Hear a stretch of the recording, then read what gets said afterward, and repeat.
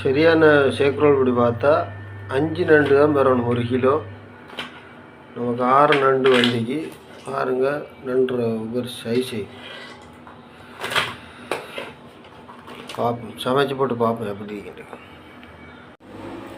நண்டை கட் பண்ணி குப்பையை வரையா நண்டை வரையா எடுத்துட்டோம். க்ளீன் பண்ணினா சரி, மஞ்சள் எல்லாம் போட்டு சும்மா வச்சிருக்கி க்ளீன் பண்ணி எடுத்தால் சரி. ஒரு தரம் க்ளீன் பண்ணி போட்டு தான் மஞ்சள் போடணும். மஞ்சள் போட்டு கொஞ்சம் வைக்கணும், வச்சா தான் அந்த அந்த வாடைகள் அது இல்லாமல் கொஞ்சம் நல்லா வரும்.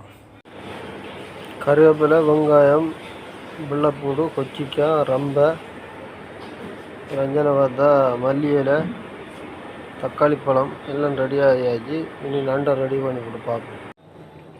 இப்போ நம்மளோட நண்டு கறியை பார்க்க போகிறோம். நண்டு கறி இப்போ அழகாக ரெடியாக இருக்காரு. அழகாக செட்டப்படி ரெடியாக இருக்காரு. இப்போ மல்லி இலரிக்கு